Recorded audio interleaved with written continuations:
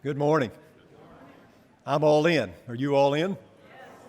Awesome. I'm sure you know this, but every product you buy at the store has a label on it. And this label gives you a description, the name of the product. There's a barcode that you can scan that tells you about the product, but also gives you the price of that product.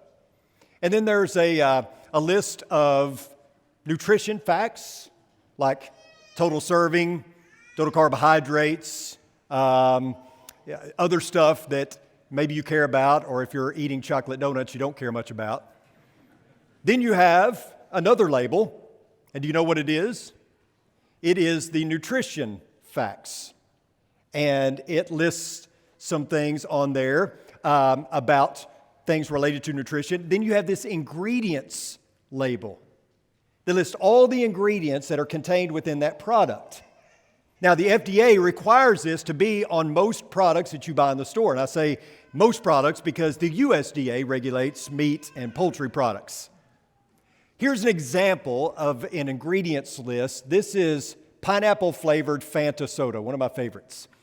As you can see, or maybe you can't see, that's probably pretty small, there is high fructose corn syrup. I like corn. I like syrup, so that's a good thing, right? You have potassium sorbate. I know enough about potassium to know it's in bananas. I like bananas, so that's good. Then you have sodium benzoate, sodium salt, that's always good.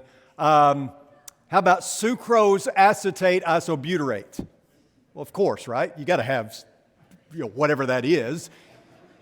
And then you have yellow 5 and yellow 6. So as you can tell, it's very important to know what is going into your body as you consume it. Like you could ever figure out some of those things anyway. What if integrity came with a label? What would be included on that label? Well, things like honor and morality and honesty and righteousness and trustworthiness. The nutrition facts would be fairly straightforward. Serving size, all of it. Calories 0, cholesterol 0, carbohydrates, protein, sodium 0, recommended daily allowance, all of it. You see, you cannot overdose on integrity. There are absolutely no adverse side effects associated with integrity. The best thing that you could ever do for your spiritual well-being is to ingest copious amounts of integrity. You will never be sorry you did. You will never suffer from an upset stomach, indigestion, clogged arteries, diabetes, high blood pressure, or any other health malady. Only the peace and tranquility that comes from living a life for the right purpose and for the right person. And here's the great thing about integrity. It's transferable. Integrity directly affects other people. So honesty and uprightness and morality and trustworthiness are not self-contained. They can have a favorable impact on those around you. But here's the not so great thing about integrity. It's transferable. Your integrity directly affects other people. So dishonesty, immorality, deceitfulness, untrustworthiness are not self-contained. They can have an unfavorable impact on those around you. Perhaps you've heard of this concept. Jim, I know you have. Structural integrity. If you're an architect or if you're in construction or if you're an engineer, you know all about this concept. Structural integrity refers to a structure's ability to hold together under a load, including its own weight, without breaking due to fatigue or fracture. When the structural integrity of a structure is compromised, the load is transferred to and potentially overloads surrounding support structures. Last year, a bridge that I am very familiar with suffered from structural integrity compromise. The Hernando de Soto Bridge that connects Arkansas with Tennessee, that goes across the Mississippi River, was closed down for an extended period of time because of a crack in its structure. It compromised the integrity of the bridge. Now, this is a through-arched structure, is what they call it, a through-arch bridge. It has double arches as their trusses, and because of the design, The cables in a few spots that are suspending the steel deck have more stress on them than the other cables. So when there's a fatigue crack, it causes other structures that support it to shoulder more of the load. In other words, a crack, just a small crack, could cause the whole structure to crumble into the water. My dad, who's a truck driver, would have to cross this bridge quite frequently. There's one other bridge beside it. It's the old bridge, as they call it, that goes over more into Mississippi. And so traffic was diverted to all go across that bridge. And my dad said sometimes he would wait 4 hours to get across. Last summer, we traveled to Nashville for vacation, and we had to go an hour or so out of our way to cross at another point because the wait was so long to cross here. In other words, the structural integrity of the bridge was compromised, and it had a collateral effect, causing delays, causing people to be put out. And the same is true when it comes to personal integrity. It always affects or causes stress to those around us. The failure is never isolated. The load is always transferred. The CEO of a Fortune 500 company gets arrested for embezzlement or insider trading. Investors lose money. Employees lose their job. A man decides that he's going to leave his wife and kids for another woman.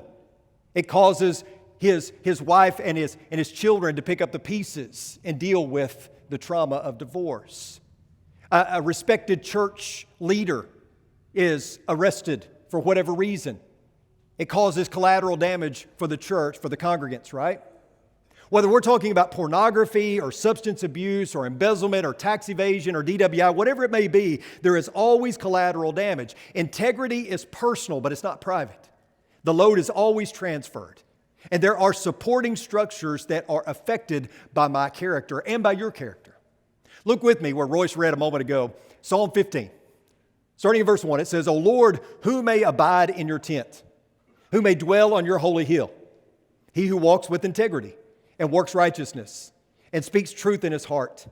He does not slander with his tongue, nor does evil to his neighbor, nor takes up a reproach against his friend.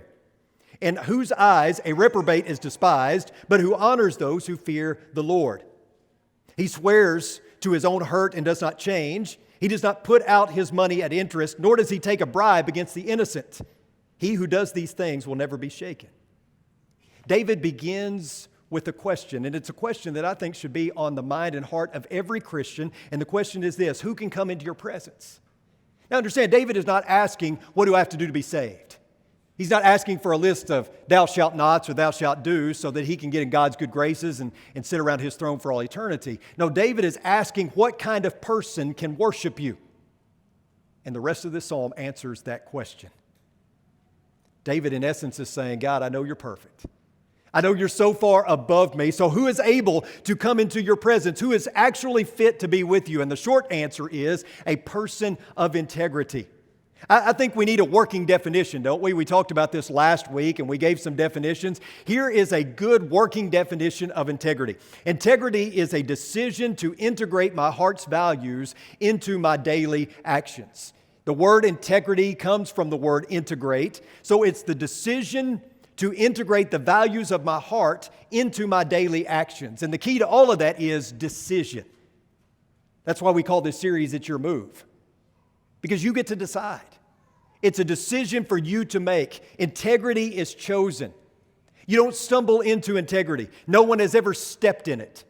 No one has ever said, oops, there I go again. I fell into integrity. It doesn't happen that way. Integrity is the conscious decision to do what is right, even if it costs you. The Rockdale Bulldogs recently won the Georgia High School State Basketball Championship. Their final season record was 21-5. Obviously, winning the state championship was a high honor for the players, for the coach, for the community. Everyone was abuzz because Rockdale had won the state championship, but the excitement didn't last long because soon after the championship, the coach, Cleveland Stroud, learned that he had played an ineligible player. He didn't realize it. He's completely ignorant to it. But once he realized it, he decided to report it. He reported it, and as a result, the trophy was taken out of the trophy case, and those wins were vacated. Now, the ineligible player played a total of 45 seconds in the first playoff game. That's it. That's all he played. 45 seconds in the first playoff game. So obviously he wasn't a big contributor to them winning the state championship. And many people in the community, even the players, wondered, why are you even reporting it then? Like, it makes no difference. And here's what Coach Cleveland Stroud said. He said, you got to do what's honest and right and what the rules say. I told my team that people forget the scores of basketball games, but they don't forget what you're made of. What are you made of? That's the question surrounding integrity. What are you made of? And to answer that question, you've got to ask and answer another question. What is my bottom line? Look with me at the book of Exodus. In Exodus chapter 1, here's the setting. The Israelite people are growing. They are multiplying quickly. And the king of Egypt is concerned. What if they get so vast in number that they try to overtake us? What if they decide to rebel and they join with the enemy nations and they try to overtake us? And so the king has to come up with some sort of plan. So he decides to implement slavery. He tells the people that they are going to now engage in back-breaking labor in the heat of the day in order to break their will so that they will not have any ideas about revolting, but instead they continue to grow in number. And so the king has to come up with another plan. And that plan is found in verse 15 and following, Exodus 1. It says, Then the king of Egypt spoke to the Hebrew midwives, one of whom was named Shiphrah, and the other who was named Puah. And he said, When you are helping the Hebrew women to give birth and see them upon the birth stool, if it is a son, then you shall put him to death. But if it is a daughter, then she shall live. But the midwives feared God and did not do as the king of Egypt had commanded them, but let the boys live. So the king of Egypt called for the midwives and said to them, Why have you done this thing, and let the boys live? And the midwives said to Pharaoh, Because the Hebrew women are not like the Egyptian women, for they are vigorous and they give birth before the midwife can get to them. So God was good to the midwives, and the people multiplied and became very mighty. And because the midwives feared God, he established households for them. Then Pharaoh commanded all his people, saying, Every son who is born you are to throw into the Nile, but every daughter you are to keep alive. So the king couldn't control the people through slavery, so he moved to plan B, and plan B was murder. And he turned to the Hebrew midwives for carrying out his wicked plan. But the midwives refused. Why? Well, notice verse 17 again. But the midwives feared God and did not do as the king of Egypt had commanded them, but let the boys live. Now, there's no doubt that the midwives feared the king. They feared Pharaoh. If they didn't carry out his order, it would likely mean their death. But they feared God more.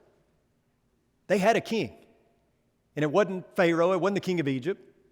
Their king was the Almighty God, and pleasing him meant more than anything else. And that's what integrity is all about. Very simply, it's doing the right thing because it's the right thing to do. People of integrity see the long haul, not the short term. They don't make decisions based on the short term. They look to the eternal result. And by the way, the Hebrew midwives show us something about structural integrity too, don't they? Something we talked about a moment ago. Structural integrity affects everyone else involved. There's always collateral damage or collateral good, right? And certainly that's the case here, because the Hebrew midwives refused to carry out the king's command. That meant that their deliverer would live. I mean, what if they had done what the king had told him? What if they had carried out his orders?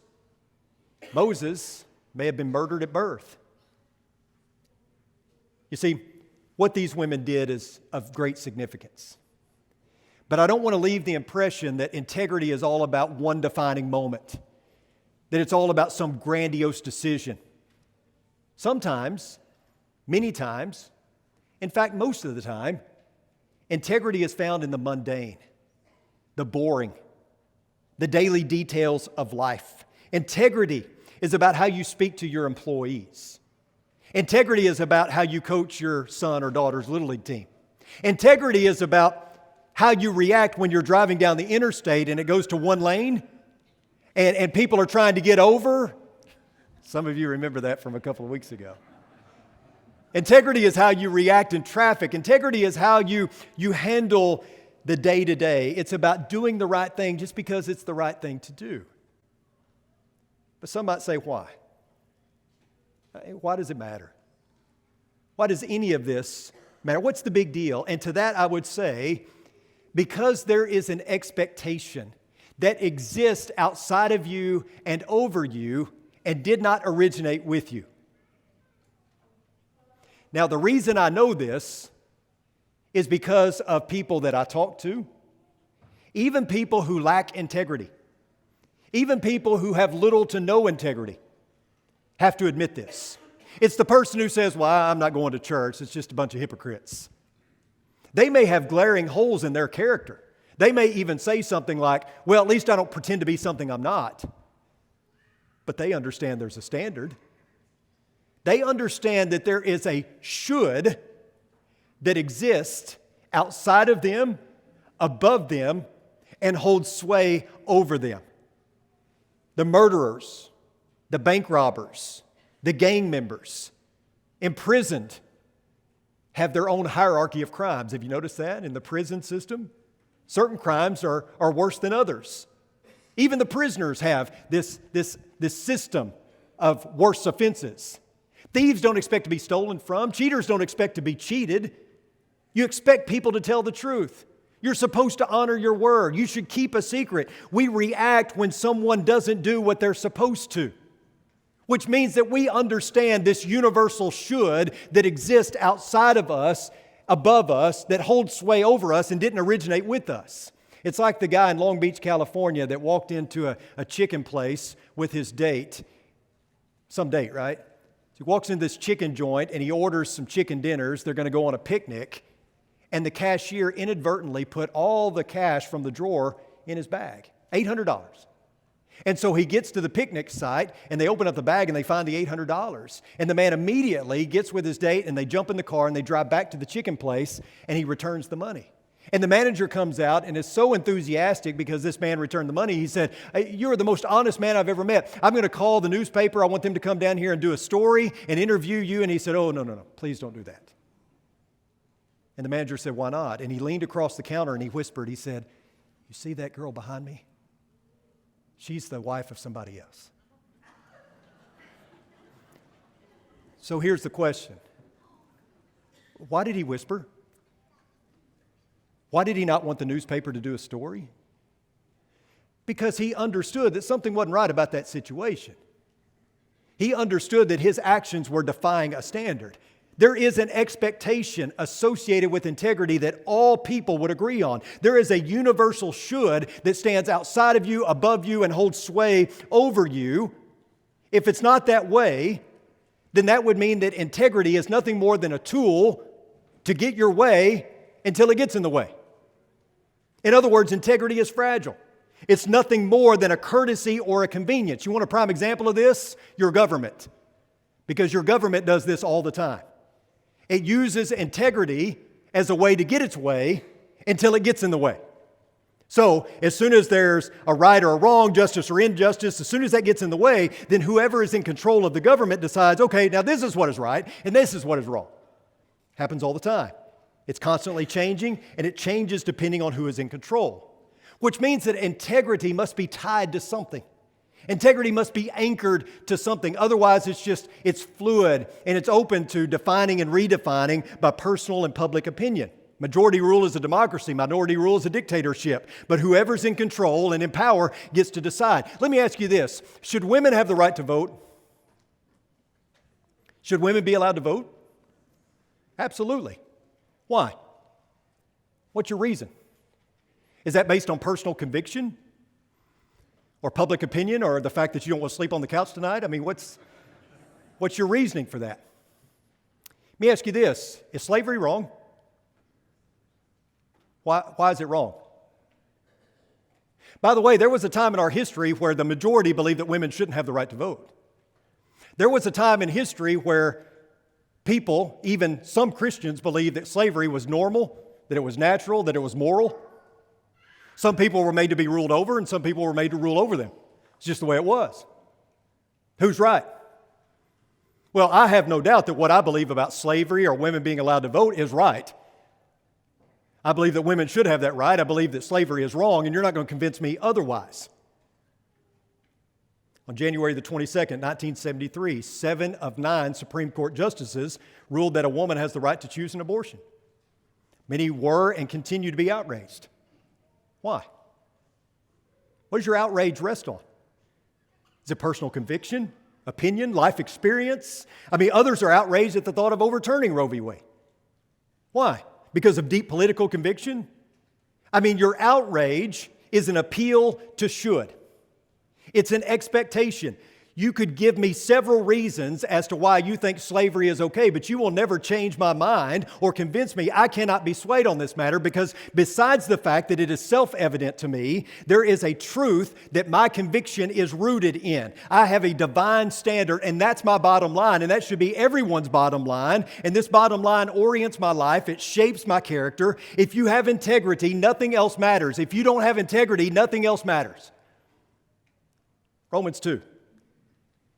For when Gentiles, who do not have the law, instinctively perform the requirements of the law, these, though not having the law, are a law to themselves, in that they show the work of the law written in their hearts, their conscience testifying, and their thoughts alternately accusing or else defending them, on the day when, according to my gospel, God will judge the secrets of mankind through Christ Jesus.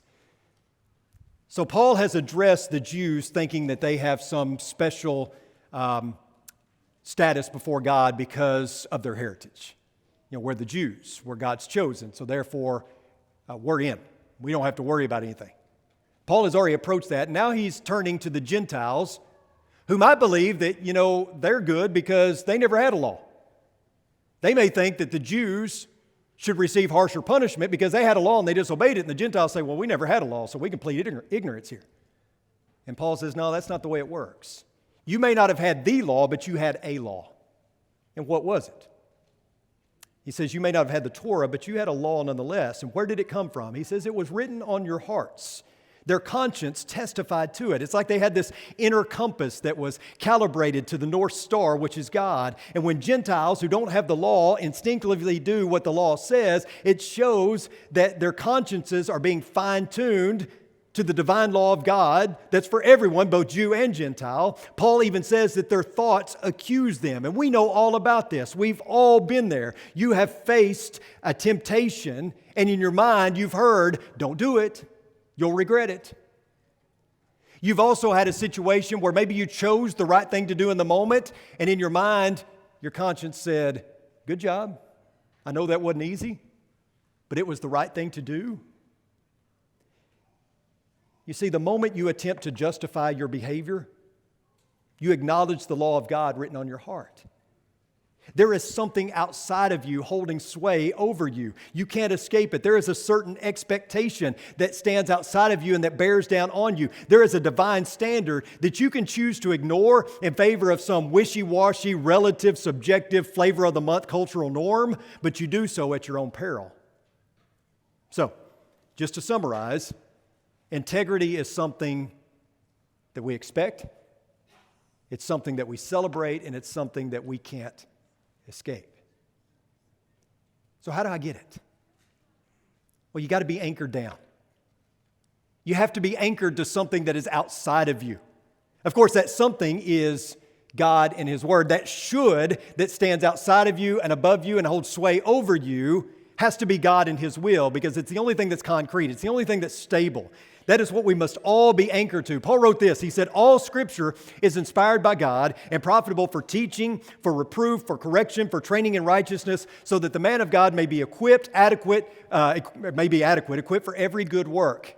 Paul says, you have doctrine, what is right. You have reproof, what is not right. You have correction, how to get right. And you have training in righteousness, how to stay right. If all the Bible is God-breathed, then all the Bible is truth. Every piece of Scripture is intentional. Every verse constitutes a meaning, and all of it exists to shape who we are and how we are to function in this life so that we get to be with God in the next life. But we're not just people of the print. More importantly, we're people of the person. The truth that sets men free is a who, not a what. The truth that sets men free is not simply doctrine or the Bible. If that were the case, then Jesus didn't have to die. And John 1:17 tells us that grace and truth were realized through Jesus Christ. Truth is a who, not a what. When Jesus stood before Paul in the Praetorium, or Pontius Pilate in the Praetorium, Pilate asked, "What is truth?" He was looking for a what, when he should have been looking for a who, because truth was standing right in front of him, right? Truth is so much more than just something to tell you how to live and what to believe. Truth is a person, and therefore truth is not just how you live, but who you live for. What are you anchored to? What is your bottom line? What is that should that stands outside of you, above you, and holds sway over you and didn't originate with you? Integrity derives from the word integer. You know what integer means? It means whole or one. I bring this up because all too often our lives are compartmentalized. We talked about this a few weeks ago. You have the people that eat with everything blended together and the people who like to keep their food separated on the plate, right? They don't want their food touching. The segmented eaters and the non-segmented eaters. We do this all too often. We compartmentalize our lives so it looks like this. We have our social life, which involves leisure and hanging out with our friends. We have our family life, which involves being with our wife, our husband, our kids. We have our personal life, which involves, other leisure activities, things of that nature, what we like to do in our spare time. We have our private life, which we don't want anybody to know about. And then we have our spiritual life, which involves church attendance, reading the Bible, things related to our spirituality. And so we compartmentalize our lives, but unfortunately, they never touch. They never bleed over into one another. The pie is really finely cut so that it never touches the other pieces, the other slices. And so my social life is my social life, but it never affects my spiritual life. My family life never bleeds over into my spiritual life. My personal life and spiritual life are on two different planes. They don't ever go together. And I don't have to tell you that that's a problem. So what's the solution? What should it look like? Well, it should look like this right here. There is no pie. It's not cut. There are no pieces. Jesus rules and reigns over your whole life. He saturates your whole being. He is everything. He consumes you. So that your personal life, your private life, your spiritual life, your work life, all of it is affected by Jesus. He stands above everything. He is the whole pie. There are no slices, no compartments. I don't say one thing over here and do something else over here. It all bleeds over into one another. God is ruling and reigning over my life, and His rule and reign affects everything that I am and everything that I do. So here's the question that I leave you with this morning. What's your bottom line? What are you anchored to? What is the should that stands outside of you, above you, and holds sway over you? I'll tell you what it should be. It should be this right here. Very simple. So if I were to ask you, how's your relationship with Jesus? How's your love life with Jesus? Facebook allows you to give your status, your relationship status. How's your love life with Jesus? Are you just dating Him? Would it be labeled, it's complicated? Or are you all in? And if you're not all in, fix it this morning. Why don't you come as we stand and as we sing?